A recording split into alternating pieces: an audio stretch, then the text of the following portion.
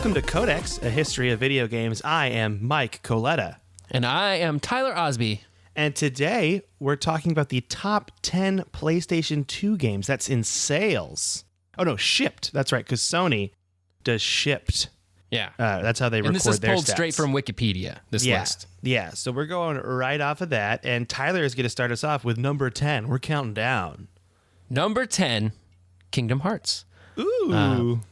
Kingdom Hearts is a holy marriage between Square Enix. Well, it wasn't Square Enix at the time. Squaresoft and Disney, which are two companies that you wouldn't really think would do a merge or like a joint project at this point in time. But what happened was Square and Disney in Japan used to be in the same office.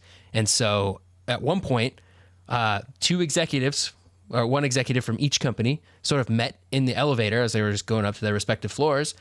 And one of them was just like, hey, you know what we should do? We should make a game that has Disney characters and Square characters in it. And they were like, this is a wonderful idea. And so Kingdom Hearts was born.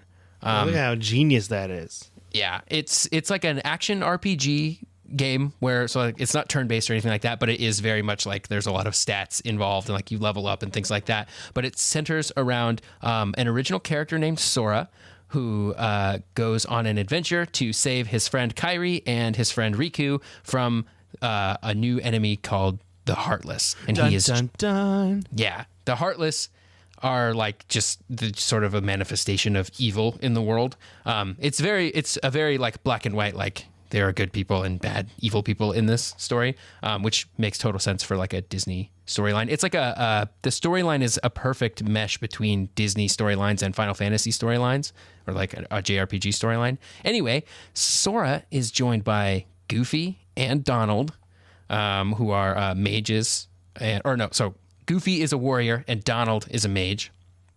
And they are trying to figure out what happened to their king, King Mickey, who has gone missing. Turns out Mickey went to go fight the Heartless. So, of course, now we're all swept up into this storyline of like defeating good and evil. It's super fun. It's really great. The storyline goes way off the rails in later games, and to some extent in the first game too. Like new enemies get introduced that are like new factions and new groups of people, and there's like a shadowy like Illuminati thing going on. It gets pretty crazy later on, but it's like endearingly crazy. So, yeah, Kingdom Hearts is fun. What? I feel like just that whole the third one comes out very soon, right? In 2 months. It does, yeah. End of January 2019. Yeah, but over 10 years after the last one. That's so crazy how long that's been. But you know, they wanted to make it good. I guess we'll just put it that way. At least it's coming out. Half-Life 3, and I just think that this whole we could do a whole series on Kingdom Hearts because it's such a weird pairing to me. That's what makes the game it works super well because they're very popular. Yeah. So, okay. Number 9 is Tekken 5. I don't know a lot about Tekken 5, but it's a fighting game. It shipped 6 million copies and 4 million in Europe. And it came out in North America, it came out on February 24th, 2005. And this is one of the few times that the North American release was before the Japanese release. That's interesting. In Japan, it came out on March 31st, 2005. Is the fighting genre like more popular in North America? I guess they weren't that far apart. It's a little over a month. Yeah, I don't know. I don't know much about fighting games, like short of your Street Fighter 2 and Mortal Kombat. Like that's kind of and Super Smash Brothers, I guess, is my wheelhouse. But Tekken 5 was very popular for the PlayStation 2. They had 32 playable characters, and I believe 7 of those were new characters, but only 6 of them were playable. I don't know. I'm assuming one of them was like an NPC boss. That's what I read. And a bad guy. This Tekken introduced the Crush system, which essentially is how it affects how vulnerable your character is while they're attacking. Like, can a person break your attack? Essentially, while you're like mid kick or whatever.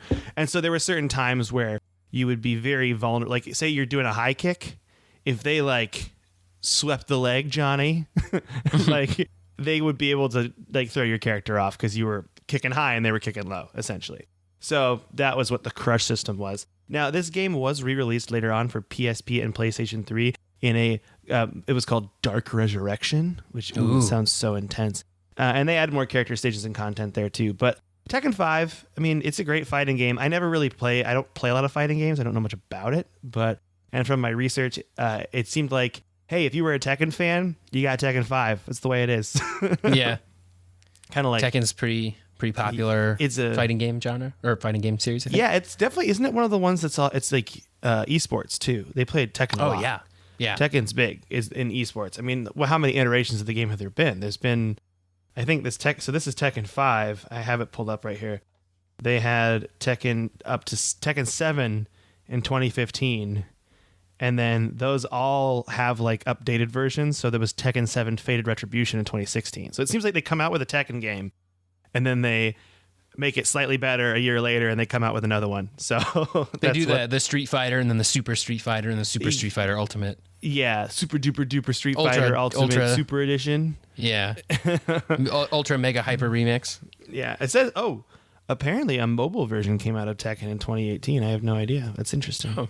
Neat. Yeah, I wonder if mobile fighting games become a thing. But yeah, so Tekken 5, number 9. Now number 8, Tyler. Number 8, Final Fantasy 12. Shipped 6 million units. Came out in Japan in March of 2006. But in North America, it came out in October on Halloween of 2006. Spooky. Which is just a month, just shy of a month before the PlayStation 3 came out. So it was kind of the PS2's swan song. I have been playing this game. Well, I haven't played it in a few weeks, but I am midway through playing this game. I'm about 13 or 14 hours in. I got stuck on a boss and I need to do some grinding now, and I haven't quite brought myself to come back to it. But this game is like a pretty big departure from other Final Fantasy games. It does have an open world compared to like Final Fantasy X, which sort of closed off the world. But the combat is this weird, crazy, like sort of MMO kind of thing where it uses the active time battle system, but what you're really doing, instead of like picking individual spells and like commands for your whole party, which you can do if you want to, it has a system called gambits where you basically say, if this happens, then like cast this spell. And so as the game goes on, you get more gambit slots. You're basically programming your party to do what you want. And so the fun in the game doesn't come from like necessarily inputting these commands in manually and thinking every single time you do something. It's more like understanding the fight that you're getting into, setting up a system that covers almost everything, and then switching to like a manual mode when something unexpected happens or when you need to be super precise with something or something like that. It makes grinding a little bit more fun because you can like just sort of program your party to do the right things in all these fights, and you can just like walk through the world and your team will just fight for you, and it's fun in a good way. It doesn't feel like the game is playing itself because you have programmed it to do that for you. I really enjoyed it anyway.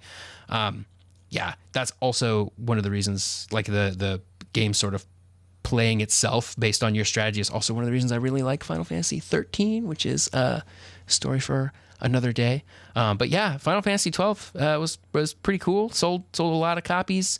It was recently re-released as the Zodiac Age on PlayStation 4 and PC, and I think it's coming to Xbox soon as well. So, personal opinion, I think you should check this one out. I'm probably gonna get it.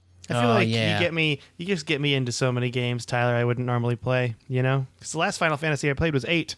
That was so long ago. I can be your JRPG guide. You'll be my JRPG shoulder to cry on? Yeah, or at least your Final Fantasy shoulder. That's nice. That's what friendship's all about. Yeah. So I mean that's kind of Final Fantasy 12. Highly recommend. So wait, did they still have like the Final Fantasy because they're all in a different universe? But did they have the chocobo things and all that stuff still? It's got all the trappings of Final Fantasy. You got chocobos in the Zodiac Age remake. You actually pick jobs. 2 jobs for every character, and those are all the classic like Final Fantasy jobs. So you got your warriors, your black mages, your white mages, your red mages, all the mages, archers. There's even some in there that are like interesting that I haven't ever like seen in other Final Fantasy games. So it's pretty cool. In the original PlayStation 2 non-Zodiac version, the character progression is different. You don't pick jobs, you just sort of move through a license board, which is sort of a more freeform version of the Final Fantasy X sphere grid. which is kind of cool, I guess. Yeah. But, Well, that's cool. I mean, it's again, I got to pick these up. I got to do it.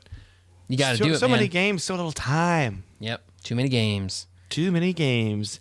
Mike Coletta's got too many games. Too many games. And when you spend all your time playing Jaybird, you got no time for anything else. It's so hard because I wake up in the morning, usually around 5 a.m., and I play Jaybird for about 3 hours. You know? And then I go about my day for an hour or so, and then I'm just like, I got that Jaybird itch again. And then I go back to Jaybird for another 3 or 4 hours. Yep. I don't have a job. I just have an Apple II computer, and I live in a tent. That's all that's happening. So, but you have power. I have and your power, Apple II obviously. still works. So. Yes, totally. It's actually in the backyard, just my friend's backyard. I just live in his backyard in a tent. And I play Jaybird all day. Secrets. Yeah.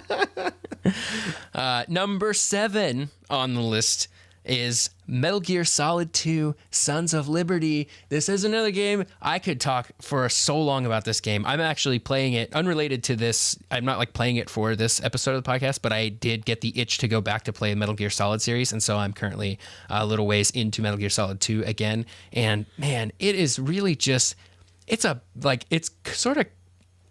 a masterpiece in one sense. And it's like Kojima's like middle finger just to everybody who wanted like a sequel to Metal Gear Solid. It's so nuts. So what I love about the marketing for this game is all of the marketing, all the commercials, even the box of the game itself shows you only playing as Solid Snake. It's like, this is Solid Snake is back. We're going to do the same thing. Remember how much you loved Metal Gear Solid? Where we're going to do it again, but bigger, right? And like, you're totally led to believe you're going to play Solid Snake. And then you load up the game, you get into it, you're playing a Solid Snake, and you play like through a whole sneaking mission, like Metal Gear Solid. You're like, this is definitely Metal Gear Solid 2. I'm playing a Solid Snake. It's a new mission. Everything feels cool. And then you finish that mission, and it drops you into playing as a new character who is not mentioned anywhere. Like, this is the first time you're hearing anything. If you've been following the rumors about this game for months before it came out, you've never heard of this character. His name's Raiden. And he is also a sneaky person. And sneaky guy. Yeah. And you go, like, the storyline is there's like this in the first chapter of the game where you play as Solid Snake, you're like moving through a tanker because the plans for Metal Gear have been sold on the black market. And so you got to get on this tanker and get some pictures of the new Metal Gear that's on it so that you can get out of there and figure out a way to stop it, I guess, whatever. But what happens is things go bad and the tanker sinks and Solid Snake is assumed to be dead. But it's a tanker, so it's full of oil and stuff like that. So there's this whole like cleanup thing that has to happen. So they build these like a cleanup plant facility to clean it all up. And a couple of years later, a group of rogue, like magical people. This is where Metal Gear Solid gets weird because all these people have like magical powers. All the bad guys always have magical powers. They've taken over this big shell and they've got like the president and they're like, okay, cool. Raiden has to go in there and save the world. And Raiden has never done a mission before that was not in virtual reality, but he thinks he's awesome because he's done everything virtual reality. So he's like super good at being a sneaky person.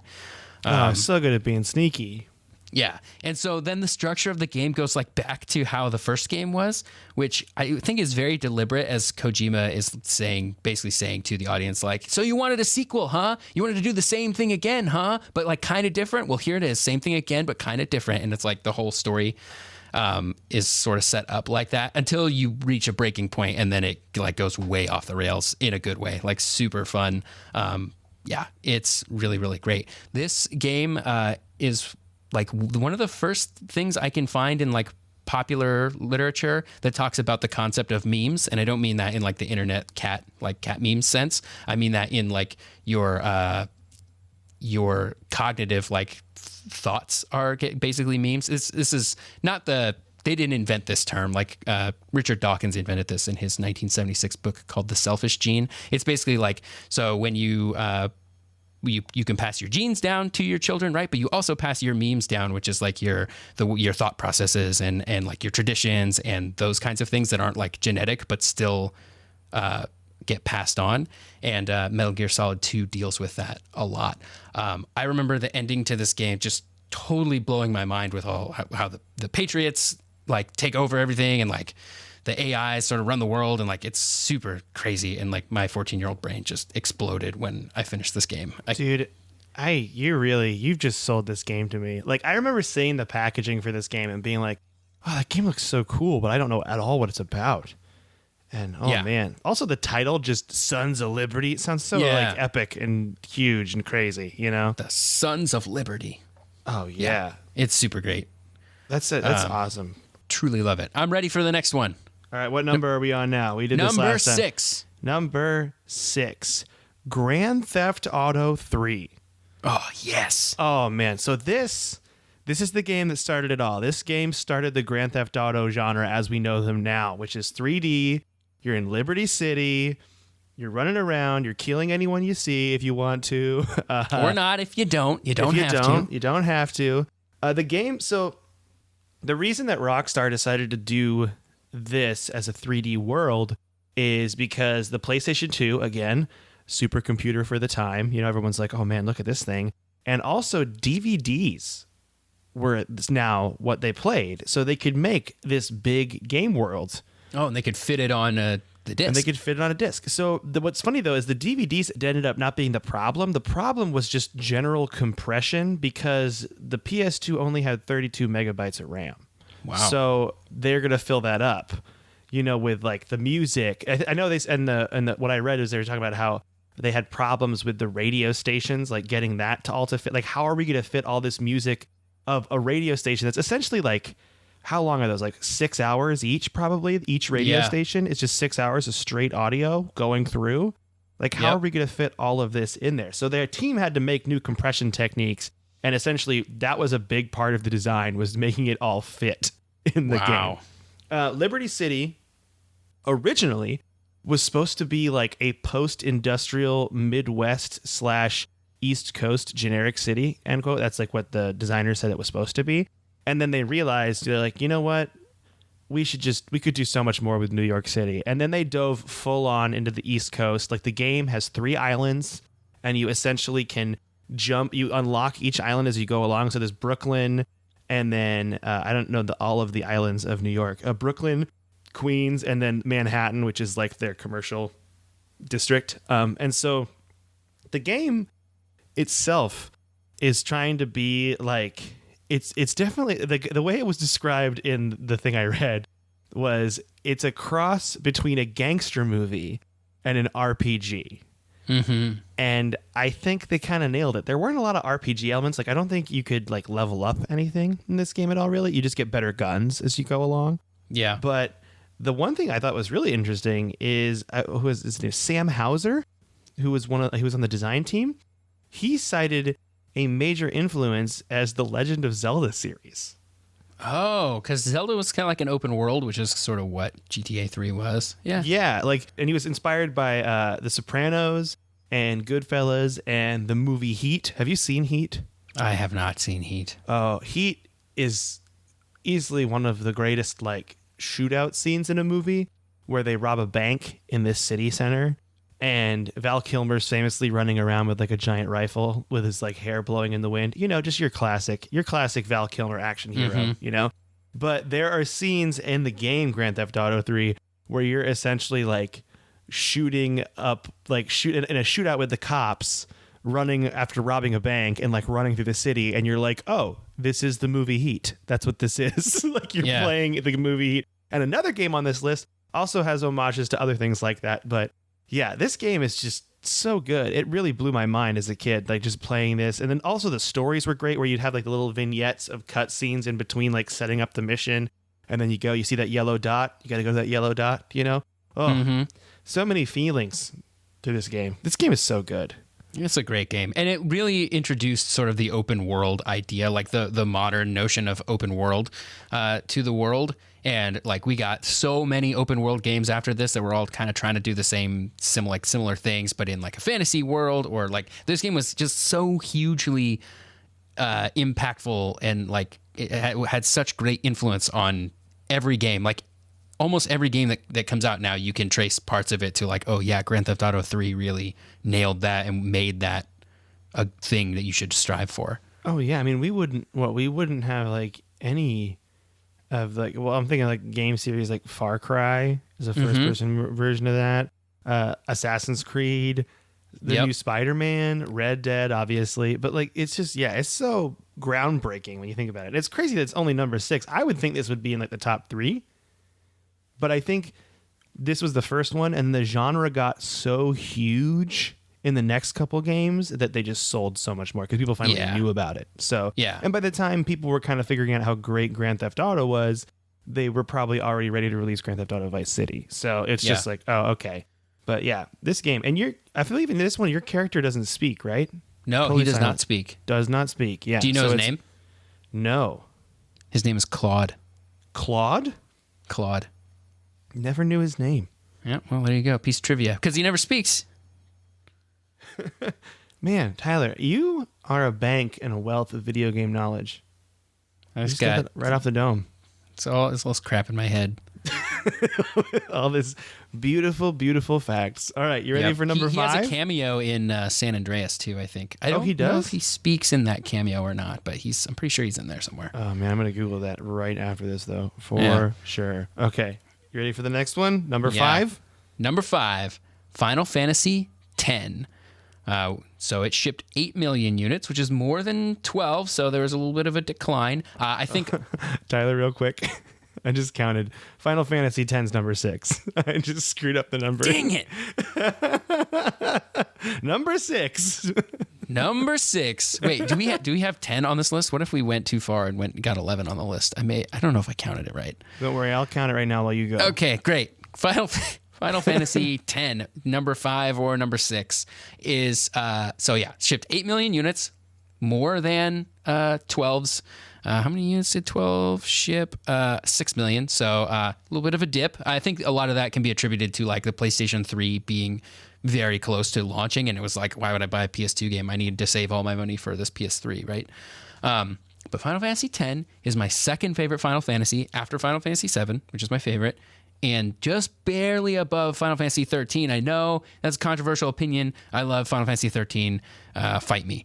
So Final Fantasy Don't 10, fight Tyler though, because if you fight Tyler, it'll be like he'll hit you, and then there'll be a pause, and then you got to select your move, and then you hit him. It takes a long time. It's a real long time. By the way, I was wrong. It's definitely number 5. That was my bad. Sorry, listener. Right. Number 5, Final Fantasy X shipped. Okay. You have to do it all over again. Start over again. Final Fantasy X did a lot of cool things, brought a lot of new things to the Final Fantasy series because it was the first Final Fantasy on the PlayStation 2, and because they had this DVD, they could fit so much more stuff in there. The biggest thing was probably how it was fully voice acted. It was the first fully voice acted Final Fantasy, for better or for worse. I want to settle this right now. The meme of the laughing scene where you're like, look at how bad the voice acting is in this game, and there's like a scene of Titus and Yuna laughing, going, ha, ha, ha, ha, ha. I want to settle this right now. That laugh is supposed to be bad. It makes sense in context because Yuna is explaining to Titus how when she feels bad, she forces herself to laugh. And so that's what they're doing there is they're forcing themselves to laugh. That's why it's bad. Okay. You heard it first here, folks. Tyler, I've never seen you so passionate about something than this. I get worked up about that scene because people point to it as like a bad thing, and it's actually it's a very touching scene in context. I really like that scene. I like it too. So some of the stuff that Final Fantasy X did differently. There's no open world. The game is very linear. Some of the levels are a little bit more open than others, but for the most part, you're just kind of running from point A to point B. It got rid of the pre-rendered backgrounds from 7, 8, and 9 that looked pretty cool, but ultimately, like when you play them now, they don't look super great. 10 still looks pretty good. So like the background can move and stuff. It's a little bit more 3D instead of having like a 3D character on top of a 2D background. The combat system was completely turn-based. So no more of this active time battle stuff. What it had was a battle system called the conditional turn based, I think, CTB. Basically where the moves that you do will determine like how many turns it takes before you can attack again. And if you look on the right side of the screen when you're in a battle, you can see, if I pick this move, here's how the next like 10 turns will look. And so it kind of shows you how it changes based on that. So you can sort of strategize around like using this big move that's going to make it so that you can't attack for a while, or do I use a bunch of smaller moves that I'll be able to attack more? It's very fun in that sense. And also there's no sense of like urgency. Like you can sit and think about your moves for as long as you want to, which you can do in other Final Fantasy games because there is a way to have the game pause when it's someone's turn. But I just find that to be interesting, and I really like this game. The character progression is very freeform because it has what's called the sphere grid, and you move through the sphere grid as you gain experience points. You gain sphere levels, and every sphere level allows you to like activate another node on the sphere grid. And there are a lot of points where you can go down a different path, and every character can learn every other character's moves in the game. If you work long enough and hard enough, you can move around the entire sphere grid with every character and get everything on everybody, and that is just absolutely bonkers to me. That's cool though that you can do that. Yeah, it's like people in Skyrim that actually like 100 leveled all their skills and then reset them. That's crazy. It's so nuts. Yeah, that's super just incredible to me when people do stuff like that. For me, this was the most emotional Final Fantasy. I think the voice acting and the story and like playing it at the right time period in my life too, you know, like this one gets me, the ending gets me every single time. It's very, very good. Very sad. But Aww. I highly recommend it. It's on PlayStation 2, it's on PlayStation 3, it's on PlayStation 4, it's on Steam, and it's also coming to Xbox as well. So you can play this thing anywhere now. And I can cry. And you can cry at the ending. If you don't cry at the ending, you're a monster.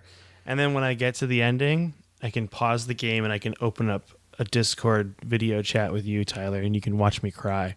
Yeah, that's we could watch it together. We could watch it together. Let's just cry together.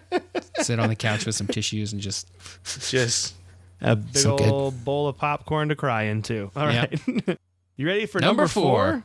Yeah. Grand Theft Auto Vice City. This is my favorite Grand Theft Auto game and probably my favorite PS2 game. Easily. Wow. Hands down. I also bought this on PC at one point. I love this game so much. So they took... It's on iPhone too now. It's on everything. Oh, yeah. I think even... Well, I don't want to get there that yet because we're not quite there yet. But yeah. This game just... They took that Grand Theft Auto 3 system and then they made what I think is the perfect piece of satire. Like, this game just gets the 80s, like 80s movies and culture and just completely flips it on its head. And it still has like a lot of political humor from like the time it came out. It sold, I should mention also, it sold or shipped 9.61 million copies in the world. And it came out on October 27th, 2002 in North America. And oh man, you play as Tommy Vercetti. He's like this, he's an Italian mobster from New York, or Liberty City, I guess, technically. And then he comes to Vice City to kind of start anew. And Vice City is kind of like a parody of Miami, right? Oh, it's a parody. Oh yeah, total parody of Miami. And it's just everything about it. So now there's like boats you're driving around and stuff. It's like you just feel like you're Don Johnson in Miami Vice.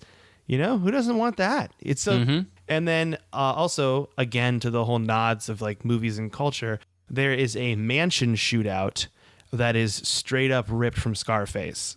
Love it. And he's like shooting, you're like shooting at the guys in cover, and it'll be like, Tommy Vercetti, remember the name. And then you like shoot your shotgun over the banister. It's such a good game. There's also, I think there was one scene where you would walk into an apartment complex and there'd just be like a bloody chainsaw on the ground, and that's like an homage to another 80s gangster movie as well.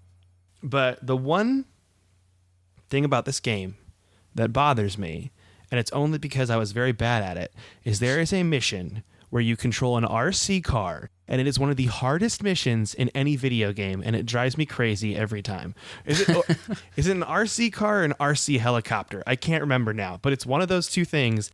And it is just, oof, it's so tough. But yeah, this game, I want to replay this game now that I'm talking about it. It's so great. And this, like, your cast of characters is great too. And then you're playing as someone that betray you. And then you're just like, it's just, I think at one point you're dealing drugs out of an ice cream truck or something. Yeah, for the Haitian gangs around and the other side. And it's also, again, the game is split up into islands. So, but it looks very much like Miami mixed with some like Florida Keys nods, and then like the center island part is where like the golf course and country club is. And at one point, this also I think introduced the buying properties. You could buy properties in this one, and you could like own a nightclub, and you just walk over the nightclub icon, and it would fill up your inventory with money. That's cool. Yeah, so you just go get a bunch of money and then go buy more stuff. It was great. This game, so good. Like, that's the Very thing good. about this list is I feel like we've had lists in the past where we're like, I don't know much about this game. This one, all bangers, all hits. You know, the only game I'm probably unfamiliar with is Tekken 5. Yeah. And the rest of the games on this list are just all amazing in their own right. A lot of these games could be in a top 10 video games list, I feel like, too. Oh, for sure. I mean, there is a strong argument for a game like the Grand Theft Auto series in general to just be like best series ever. Oh, yeah. They're so good. And I know they have a lot of problems with like making people upset and all that jazz, but they're just perfect games, really. Yeah. Just so They're good. great. And also the shooting was great in this one, and like just the movement and everything. Like, for an older game and you're playing it now, you're like, oh, it's just put together really, really well. So Gran Turismo 4 is our game number 4. See what I did there? And game number 3. Game number 3. Oh gosh, I really need to make sure I number these next time because I can't handle it, apparently. So number 3, Gran Turismo 4 sold 11.76 million copies. Oh, shipped that many copies. It came out in Japan on December 28, 2004. That's the earliest date it came out. And while we're going to talk about another Gran Turismo game, actually, can I just do these together? Because they kind of go off just of each do other. Gran Turismos together. Yeah. Yeah, okay, because number 2 is Gran Turismo 3 A-Spec. And as you remember, Gran Turismo 3 A-Spec was Gran Turismo 2000 revamped. And this one sold 14.89 million copies, and it came out on April 28th, 2001 in Japan. Now, Gran Turismo 3 had something really cool with it, where Sony actually worked with Logitech to create a steering wheel and pedals to work with this game. And my brother had that steering wheel and pedals, and we played this game so much. Like, it was like having an arcade in your house. It was so cool. Yeah. And so, like, the way it worked is the steering wheel had had an attachment to like sit on your lap perfectly. So it was like you're driving kind of like a go-kart in a way. Like, it would just rest on your legs, and then you could put the pedals anywhere on the ground. So if you're sitting on like a sofa, it's like you're driving a car, essentially. It was perfect. Man.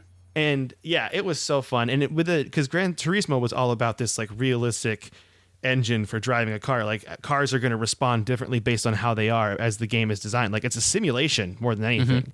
And so we would just be driving all sorts of cars, and it felt like you were driving. You're like, I kind of know what it's like to drive a Shelby. Was that right? Probably not. But as a kid, you think you're right. You know, like this, I'd never owned this car in my life, but this is probably what it drives like in real life, right? Yeah. If you will never drive this car, like, you know, it's like the Westworld thing. Like, if you can't really tell, does it matter? Doesn't matter. Yeah. It's so the game though, and we're gonna go into Gran Turismo 4 in a second, but Gran Turismo 3 A-Spec had really good graphics because of PlayStation 2. But because of those really good graphics, they had to cut down a lot of features. So Gran Turismo 2 had 650 cars. Gran Turismo 3 only had 180 cars, which is a pretty big drop, you know? Yeah. It still sounds like way too many cars, if you ask me. Oh, yeah, you know, and I mean, I wouldn't be able to tell the difference, but I'm sure some car nerd out there is just like, oh, man, they only have 180 cars. Oh, I can't handle it. Now, Gran Turismo 4, though, they must have figured something out, because Gran Turismo 4 was huge. It had 708 cars, 80 different manufacturers for those cars, and 51 tracks. Wow. It's a big game. And now the online mode for Gran Turismo 4 was taken out before release, and it later came out as its own separate game called Gran Turismo Online. So that's something to know. But these two games, I mean, this is when Gran Turismo 2 was them perfecting it, I think. And then Gran Turismo 3 and 4 was them really getting this graphics behind them, and they're just nailing it now. They just are they're in the pocket, they're in the zone, they know what they're doing. These games are so good. And also, like, you have the whole license system where you're like earning certain licenses to drive certain kinds of cars, and that's how you unlock it. So they want to make sure you have the skill level to drive the car before you get the car, which I think is a really good progression system. It's just, as far as a game goes, I think they do a really good job of kind of holding your hand, but not really. Like, they'll let you fail. Oh, how you'll fail in those license tests. You'll just crash everything. But I like that they want you to, they know what skills you need to learn before. So they really do a good job guiding you through the process.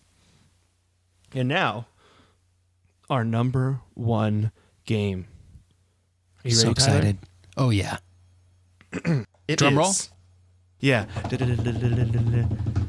Grand Theft Auto San Andreas. Good air horns. Air horn. Very great air horns. Thanks. I would add air horns in, but that was so perfect. I don't think I need to. So Great. 17.33 million copies shipped in North America. It came out in North America on October 26, 2004. Here's the weird thing. It came out in Japan on January 25th, 2007. Huh. Yeah. It's a long time. It's a long time. So this is the GTA that added way more customization. It came out after Grand Theft Auto Vice City. It essentially, you could, like in Grand Theft Auto Vice City, you could change your clothes. But in this one, you could change your clothes, you could change your hair, you could change your body type. Like if you started lifting weights, your character would get buffer. Like he'd become more muscular. And if you stopped, he'd become like skinnier. And if you ate too much fast food, he'd get fat. It was like, it's so great. There's a lot of cool things to this game too. They have this gang turf war mode that you would fight in, and it was like you'd have shootouts between gangs and you'd take territory in the city. So I think your gang is green, is your color, and you slowly try to take over the whole city. So when you walk into, like, go in the map and you'll look at San Andreas, the city, and there'll be like green areas and red areas. So it's kind of like this weird territory mode as well, like going on within the game. Which is really cool. And my whole as a kid, I was always like, I want to take over the whole city, and I would try, and it would just be, way too much time. But this game, it was essentially Los Angeles, is what they had built, and it had. Well, it's like 3 cities, right? It's like Los Angeles, San Francisco, and Las Vegas. Oh yeah, you're right, because they had the gambling area. Yeah. So in San Andreas was the region, right? Yeah, like the state. And then Los Santos was Los Angeles, right? And I don't remember the names of the Vegas city and San Francisco, but this is like when they were like biggest map ever. Like you could just drive everywhere across. It was so good. This game, so great. And apparently you said that there was a cameo in this game from Claude from Grand Theft Auto 3. Yeah, I'm pretty sure Claude is in there. Let me look this up while you keep talking. Okay, so I do remember that this game also had like a very intense story. Like I think you had a crime, you were accused of a crime you didn't commit, and so you had to go on the run for a while, if I remember correctly. And you were going like essentially all over like San Andreas, and the car customization in this one was also new. You could change a lot about the cars too. This is the first time they introduced the body shop, I believe, into the Grand Theft Auto games. Overall, I remember playing this one and feeling super overwhelmed. Did you play this one and feel that way, Tyler? Yeah, there's so much stuff to do in this game. Yeah, It's nuts. Yeah, they introduced the Cluckin' Bell also in this one, which is the fast food restaurant you would go eat at, which I liked. And it still had the same great radio station stuff. I also say I just liked a restaurant, like I actually ate there, and I never did, but it gave me that feeling, and that's what's important. That's what we do in video games. Also, this game, I remember was really, for me as a kid growing up when I started playing it, it introduces you to the driving mechanics by you're riding away from the police on a bicycle. Do you remember that? Like you're on a BMX bike and you're riding through like the LA river channels, essentially, like those concrete canals, and you're riding along the walls of those and trying the cops to chasing you with the cops. Yeah, it's really great. It really had this scale to it that Grand Theft Auto Vice City and Grand Theft Auto 3 didn't really have. And they were just like really going on a massive, like we're not just doing one city, we're doing 3 cities. We're doing essentially a whole state. Yeah, because there's a lot of space between those cities too. Oh yeah. Also the Grand Theft Auto Vice City had planes in it. Mm-hmm. But this one and motorcycles. I believe this was the one that introduced planes and helicopters and fighter jets and just all sorts of stuff that you can just jump into. Right. Yeah, because it's nuts. It's so crazy. This game, I mean, overwhelming as a kid. I don't know if this is my favorite one because I feel like for me personally, Grand Theft Auto Vice City was such a good, like, it's like they ripped a moment in time. Yeah. They nailed the vibe of the 80s. Yeah, exactly. Like the mood and everything. And this one was a full on, you are being absorbed into a whole world instead of like a moment in time. This is like, it's almost like a Second Life kind of thing, that the game's Second Life, but now you're in this Second Life, you're a criminal and you're like running around. It's a cool game though. Really cool game. I spent more time, I think, changing my clothes and like getting really buff and then like going to the Cluck and Bell. Like I was like living my life like I was living as this person, just going around the city than actually playing the story missions. But oh man, and that's what I was going to say about these games. It's so cool now. And I didn't want to say it before because I didn't want to spoil it, but Grand Theft Auto San Andreas, Grand Theft Auto 3, and Grand Theft Auto Vice City are all available on mobile phones. Yeah, which is crazy to me to think like, oh my gosh, these PlayStation 2 games. And when Grand Theft Auto 3 came out on mobile phones, it was like the 10-year anniversary. We are, past the 10-year anniversary of Grand Theft Auto 4. Where's my mobile port of Grand Theft Auto 4?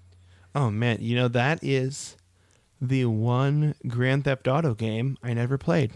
Oh man, it's great. I need to play through the storyline. Oh, actually, again. I played about 2 hours of it. A friend let me borrow it, and then I got stuck on this date, and I was annoyed because I was like, I don't want to go on a date right now. I think I just wasn't in the right mood to play the game. Because you got to be in a mood to play a game, and I don't think I was in the right mood for it.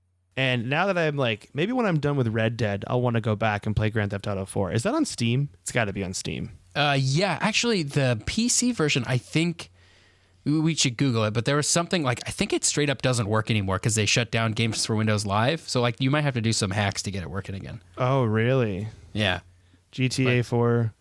But PC. That is the way to play it though, like with mouse and keyboard. And like, Oh, yeah. It also, because it's hard. I wonder if it's also probably backwards compatible on consoles. It's got to be. Yeah, probably. Yeah, but yeah, Grand Theft Auto San Andreas, the number one PlayStation 2 game by shipped copies. And now we're going to go into our honorable mentions. And Tyler, before we do that, I got Claude info. So Claude never speaks in any of his appearances. Claude info. He is in San Andreas in San Fierro. He owns it, which is the San Francisco. That's the name of that city, San Fierro. He owns a garage, and he is dating Catalina, and CJ races him in San Andreas, and he loses, and so Claude gives up his garage to CJ and moves to Liberty City with Catalina, where they go on a 9-year crime spree, ending in Catalina betraying him and sparking the events of Grand Theft Auto 3. Oh, wow. So Grand Theft Auto San Andreas takes place before Grand Theft Auto 3? Yeah, it's early 90s. Oh, yeah, that's right. It's 92. Yeah. They were really... it's like a 90s snapshot, but I think I don't think they grabbed the 90s as well as they grabbed the 80s, or at least like the stereotype of the 80s. But yeah. Also, San Andreas. I will say Grand Theft Auto Vice City had a very distinct art style, like character model style. Like it was a little more cartoony than the other ones. And Grand Theft Auto San Andreas had a lot of realism to it. Yeah. Which I think was really not quite, because Grand Theft Auto 4 has pretty crazy realism when you see like the cars and everything. But Grand Theft Auto Vice City, definitely a little more cartoony. But that's good to know. I wanted a Cloud update. That's good. It makes me happy. Another good piece of like trivia from my brain. I hope this is actually correct. So in Grand Theft Auto 3, there are no motorcycles. But in Grand Theft Auto Liberty City Stories on the PSP, which came out later, it actually came to PS2 also, there are motorcycles, but Liberty City Stories takes place before Grand Theft Auto 3. And then in Grand Theft Auto 4, there are motorcycles again. So we've got motorcycles in the timeline here. We got motorcycles in Vice City Stories, or in Liberty City Stories. We have no motorcycles in Grand Theft Auto 3, and then we have motorcycles in Grand Theft Auto 4. The way they justified this in the lore is during the events, or like the years between Liberty City Stories and Grand Theft Auto 4, motorcycles were outlawed in Liberty City. Just not allowed. Interesting. I like that. That's how they justify it. I mean, really, they just didn't put motorcycles in Grand Theft Auto 3. But I thought that was funny. I like that, though. I think that's cool. Yeah. The last thing, before we move on to our honorable mentions, the thing that I have noticed is if you want to sell a lot of copies of a game on PlayStation 2, you need to start it. You need to start the title of the game with Gran. Gran. Grand Theft Auto, Gran Turismo. Like the top 4 games here are all grand. So grand. Yeah. Grandom Hearts. Yeah. So you just keeps going, right? Grankin 5. Grand Fantasy. Granal Fantasy. Granal. Okay, we're having too Grand much Gear fun. Solid, Sons of Liberty City. I like Greta Gear Solid. Like just some lady named Greta who's a secret agent. I like that. So, oh yeah, honorable mentions. What do you got, Mike? Okay, I only have one game on this list personally, but this game legitimately made me very, very into the RPG games, and that is Baldur's Gate Dark Alliance. Ooh. Now, Baldur's Gate Dark Alliance I think it's related to D&D, because they definitely would have beholders in it, those creepy floating eyeball monsters. But this game was so fun. I bought this game on a whim, not really knowing a lot about it, and I ended up playing this game. Because it's very linear, and you just beat it, and after I think there's like 5 or 6 chapters, and then they're each probably like 2 or 3 hours long.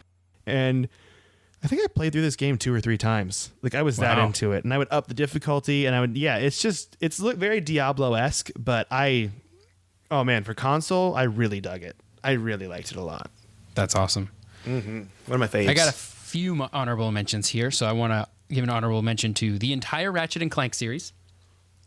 Those games are just 3D platformers with an emphasis on like weapon combat, and they had some of the craziest weapons. Like there's a weapon that turned enemies into chickens. There's and then there's like your standard like rocket launchers and machine guns, and they really went all in. The commercials for the series were like live action people testing guns from Ratchet and Clank, and to hilarious results every time. Oh, that's funny.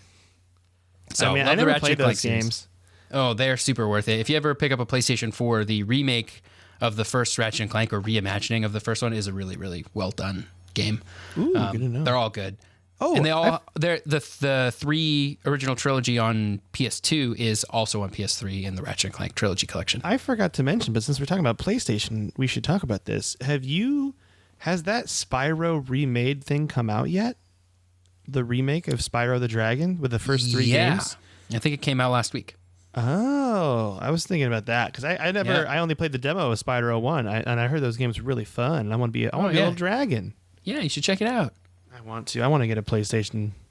I have too many video games in my life already, though. Yeah, same. Yep. Second honorable mention, Jak and Daxter series. The first game is a very traditional feeling 3D platformer. It's one of my favorite 3D platformers because it just nails like Collectathon, like that Banjo-Kazooie style. It doesn't do anything particularly new, but it just really nails everything about it. And there are no loading screens in the whole game, which is crazy. And then Jak 2 and 3 expand on that by adding in a weapon system that's not as robust as Ratchet and Clank, but still pretty cool. And they get super dark too. Like the first game is like, cartoony, we're having fun, there's some bad guys, whatever. And then 2 and 3 is like, okay, you've been experimented on, and now the silent protagonist from the first game talks, and he's like really mad the whole time. He's like moody teenager. Wow. By the way, I'm a silly Billy. You ready for this? Yeah. Spyro Reignited. It came out on Xbox One. I can get it on Xbox. It's not just PlayStation it's only. Time. Yeah, good to know. Okay, sorry. Awesome. Continue. I just want to let everyone know that. So if you want to play Spyro, Xbox or PlayStation, you're good to go. You can totally do it. It'll probably come out on PC and Switch at some point too. Oh yeah, for sure. Gosh, Switch. Oh man, Switch.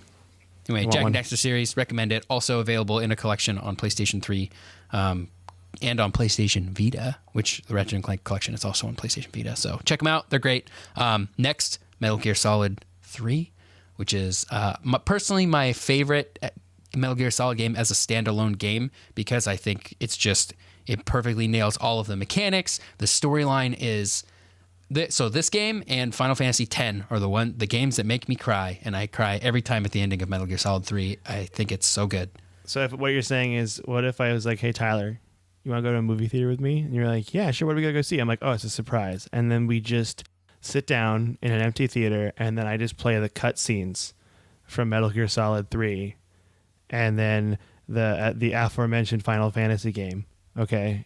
Would that make you just cry? Would you just openly weep? We would be there for a long time, but I would, yes, that's a openly lot of weep. a lot of cutscenes, I imagine. Yeah, those games are movies with some gameplay in between them. So Metal Gear Solid 3, super great. Takes place in the 1960s. You're not Solid Snake. You are Naked Snake. He's not naked in the game. That's just his name. His code name is Naked Snake. And he is who would later go on to become Big Boss. You get this sort of Darth Vader like prequel story where he's like, he is a good guy, and you get to see his downfall into becoming the like main antagonist. Yeah.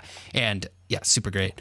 Love Metal Gear Solid 3. Last honorable mention, no PS2 collection is complete without Guitar Hero. You gotta have Guitar Hero. The game that single-handedly kicked off the plastic instrument craze of like the mid to late 2000s. That like so good. Everybody loves Guitar Hero. Everyone loves Guitar Hero. And the funny part is if you go to like Dave & Buster's and they have those machines, people are still playing it. Yeah.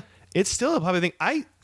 That rise and fall of those musical games is so fascinating to me. We got to do an episode on those because that was so quick. What was it, like probably 5 or 6 years? Yeah, they were so popular. And then so like my theory is Activision just was putting out more than one Guitar Hero game a year at a certain point, and it was just like, I can't keep up with this. I'm over it. I'm done. Like, goodbye. Yeah, they're such good games. And also, I think because now they have that Rocksmith one where it's actually teaching you to play guitar. Yeah, that's Ubisoft. That game is pretty neat too. It's pretty good. Yeah, it works pretty well for teaching you guitar if you have a setup that doesn't have a lot of like audio lag, which I was trying to do it the other night with my guitar. I was like, I'm going to play this game again, and there's like too much lag between when I plucked the string and when I heard it, which was like, it really kind of puts a damper on it. But yeah, that really does slow you down. But yeah, Guitar Hero 1, I remember, I mean, this is going to be, it's not necessarily Guitar Hero, but it's Rock Band. I remember Rock Band, when it came out, I went to a party in, I believe, my first year of college. Like, I came home and I went to a party with some old high school friends, and they had Rock Band, and I did nothing but play Rock Band for like 6 straight hours. Yeah. Well, I mean, perhaps having some underage libations, but still, like, nothing but I didn't talk to anyone. I just sang and played guitar and played drums with my friends, like switching around. It's so fun. The first Rock Band game, I pre-ordered it before it came out because I played drums when I was younger, and so like playing Guitar Hero was really fun. I was like, oh, this is neat, but it's like, what I really want though is Drum Hero, right? And so when Rock Band was announced and it was gonna have a drum set, I was like, instant pre-order. I was like 16 at the time, so I had a job, and I was like, all right, I'm gonna save my Wendy's money. I'm buying Rock Band, and I pre-ordered it, and it's one of the I never skipped school in high school except to go pick up my Rock Band pre-order. I did skip school. Like, sorry, Mom, if you're listening to this, I skipped journalism class to go pick up my Rock Band pre-order. But you know what? I bet you your journalism teacher, he's like, oh, yeah? Respect. I get it. I understand. Totally justified. I don't think so. Totally justified. So. He's like, hey, breaking news. Tyler made a great decision. Okay? That's what Skip happened. Class, go pick up Rock Band. And no regrets. I graduated high school and I graduated college, so it's fine. So take that, journalism teacher. I will say that the drums, when you start playing those drums, it's so hard. And then when you're able to like nail a song, you're just like, I feel really good now. Cause it's like, it teaches you to play drums kind of, right? Yeah, it really does. Yeah. That's why I like it so much. Cause like playing guitar, if you are a guitar player, like it doesn't really help you that much. Like maybe rhythm, like having the dexterity of fingers, like maybe like transitions, but it's like, it's not really playing guitar. When you're playing drums, you're basically really playing the drums, like the skills you need to keep rhythm and to separate your foot from what your hands are doing too. That's a real skill that drummers have, and Rock Band can teach it to you for sure. That's awesome. So yeah, okay. But Guitar Hero kicked the whole thing off.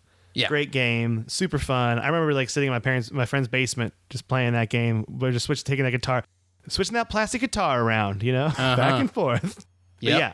Man, what a great PlayStation. Now we're getting into these systems that are like really mean the world to me, and I'm so excited. Yeah. I'm so excited to go on. The PlayStation 2 is I played my Super Nintendo, loved it. Played my Nintendo 64, loved it. My PlayStation 2 is where I became a gamer. Like, is where it became part of my identity, is where I really identified as being a gamer. And it was like that perfect time in like my early to mid teens as well, of like when you're sort of figuring out who you are as a person. And like, so the PlayStation 2 holds just a very special place in my heart for that reason. Oh yeah, PlayStation 2. My brother had one. So my brother had a PlayStation 2 and I had an original Xbox, and we'd kind of go back and forth and like play. It was fine to play each other's consoles. We didn't care.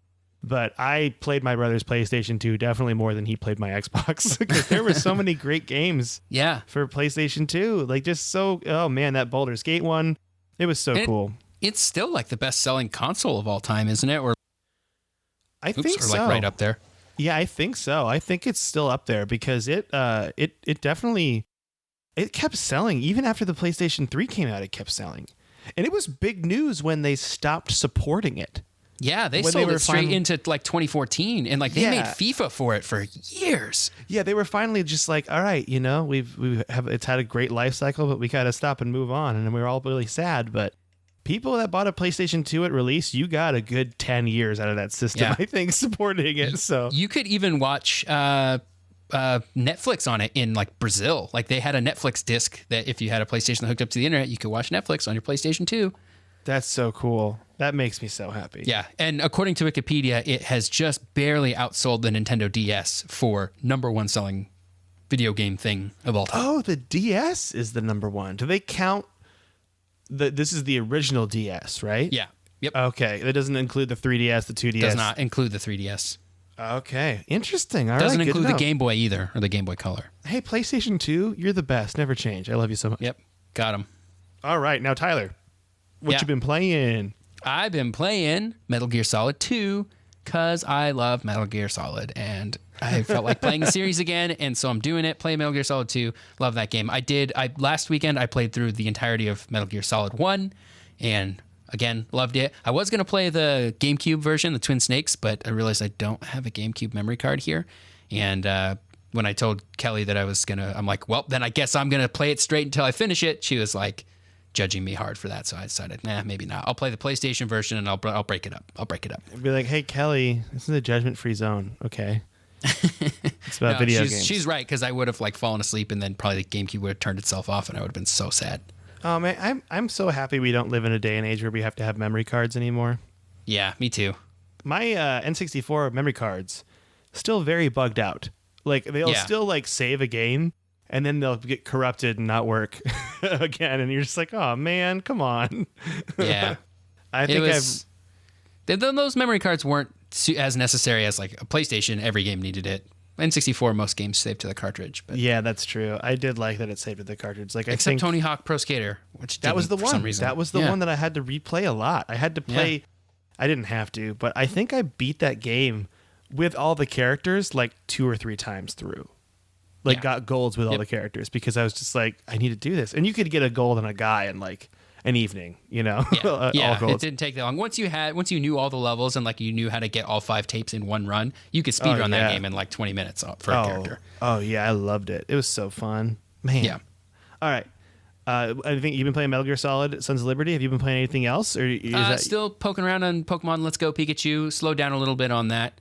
It's great. I just have been doing other stuff. I think we mentioned it last week, but did you think? I think, and again, this might be heresy to say to the true Pokemon fan. I think in today's world, they should have all encounters of wild Pokemon be like it is in Let's Go, where you see the Pokemon. Oh yeah, that's like the RPG thing to do now. Is like no more random battles. If I want to skip it, let me walk around it. Yeah, I think it should be that way because I'm playing. I actually personally right now I picked up Pokemon Ultra Moon again, and I've been playing it quite a bit actually. Just I'm laying on my bed, just like have Netflix going, playing Ultra Moon. Not really listening, but it's just me watching the Great British Baking Show. Anyway, it's fine. But I think that the random encounters are killing me right now in Ultra Moon. That's what's bugging me more than anything. Yeah. Because you want these wild Pokemon, but the chance of them popping up, the ones you want popping up is so low that I'm going into the same set of bushes like 3 or 4 times, and I'm like, I don't need to see any more Torkoals. I got one, okay? I need to find other stuff. And I'm not going to use him because he's bad. Yeah, I'm not going to use him. And it's just so it's good to know. I want to see what's in the grass. And I think it's also more immersive that way too. I agree. Because it's like you're walking through the forest and you see what's there. Yep. That's better to me. So I think we talked about that a bit, but then I got really on my high horse about it by myself a couple nights ago where I'm like, we got to talk about this week because it's bugging me. Yeah, I agree. And most JRPGs have headed that way too. Like Persona 5 does that. All the Personas that I played, 3, 4, and 5 are all like that, where you see the enemies. Like if you're the thing that bugs me the most is like wanting to get from point A to point B and not knowing how long it's going to take because you're just like, well, how's RNG going to get me? But in the new way where you can see, oh, there's like 3 things on the way. All right, okay, cool. I can plan for that, right? Yeah, that's better. I think that's great. Yep. I've been playing that Pokemon Ultra Moon, and I've been playing Red Dead. I told you prior to the beginning of the podcast, I finally made it to Chapter 5, which is a big story change. That's all I'm going to say. Oh, it's boy. very exciting. I'm really into it. It was a lot to get there because I am definitely playing it the slow-mo way of doing all of the side quests that pop up on the screen before I do the story quests. So it's taking a lot longer, but I think it's more fun this way. And I had a really cool side mission end, and then I looked it up because I was like, is that the end? And there was one more thing I can go do, and I really want to go do it. So I'm going to... Oh, nice. You got to finish out those side missions. Yeah, there's like this side mission that ends, and apparently there's no more actual mission things that pop up on the map, but you can get some closure by exploring the world. And so I'm excited to get to that point where I can go get closure. That's what I want. Yeah. I just want closure. So, and I'm playing super high honor because I like to be a nice guy, you know? Yeah, of course. You get shop discounts if you're a nice guy. Why wouldn't you be a nice guy? Yeah. But then occasionally only upsides. Yeah, I'll accidentally murder someone with my horse and get lower honor. But that's fine. That's just an accident. It happens to all of us. It's not a big deal. I just run over a random person and destroy them with my horse. My bad. Whoops. Hey, those were the hazards of living in those days. You know, some days you get run over by a horse, and that's just how it ends. Yeah, exactly. Also, I should say I'm playing a lot of Battlefield 5 with my brother, and I'm having a good time with that game, even if I do feel like it's not entirely finished yet. Like I'm still, I think it'll be really good in a couple of patch updates, but it's still a little wonky right now with some bugs. And there's also some very clear, like the medic class is all they have are these like submachine gun style guns, and they're very weak and they run out of ammo very quickly. And they need to get a little buff. I think I need a little just to be able to compete a little buff up, not too much, but just a little bit. I'm waiting for a sale on that one. I think when I see it for like $20 or $30, I'm gonna grab it. Oh, yeah, and by that point, too, it'll be really fixed and a really good game. Yeah, I think I'll get it on Xbox so I play with you and your brother, too. Yeah, do that, because I love playing. I have they changed the squads to 4 instead of 5, which is a good size, I think. Okay. Because, you can get 4 friends on, and the cool thing, too, they've done with this one is they've really made it so in your squad, you can revive any of your squad mates no matter what class you are. Oh, that's great. So it's really more team work do based. medics get like a buff? It's like faster. Yeah, medics it's way faster. But like if I'm an infantry guy and you're a support guy, I can revive you. But I'll just grab your hand and be like, "Come on, buddy, let's go," and then we'll keep moving. So yeah, you just like speak some like inspirational words of like, "Hey, that bullet, it's just in your leg. You know, you just got to get it out. Let's go." Yeah, you're doing great. Don't even worry about that bullet that just hit you in the head. You're fine. Come on, here we go. But yeah, it's fun, and the war stories are cool too. But I think it'll be a really good game in like 2 months. That's my guess. So cool. All right. Well, that's it for the day. I think we really took a little longer episode today, but I like it. That's all right. That's okay. We love the PS2, man. We do love the PS2, and we want you to know how much we love the PS2. As always, you can email us at codexhistorypodcast@gmail.com. You can also follow us on Twitter at SneakerElf for Tyler, ELPH, and me at MeColetta. And I also want to let you know we are officially off of Podaholics now. We are no longer attached to that website. The RSS feed has been pulled over to Libsyn. We are there. I've changed the logo. I've done all the work, I think, to make it work perfectly. So now we're fully independent, and I feel good. Big day.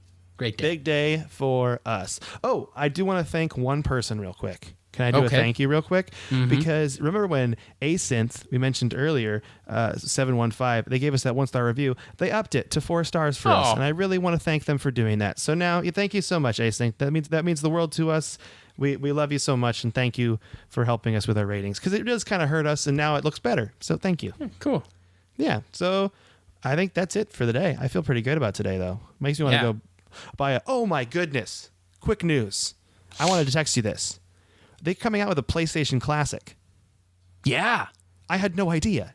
Yeah, its game selection is meh. Meh? It's not very good? Yeah, I think it's got Metal Gear and it's got Final Fantasy. The rest I think are not. Okay.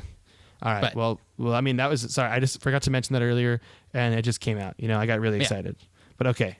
Well, thank you so much for listening to the episode, and we'll give you more details on the PlayStation Classic, maybe next episode. I don't know. All right. Cool. All right. Bye-bye. Bye.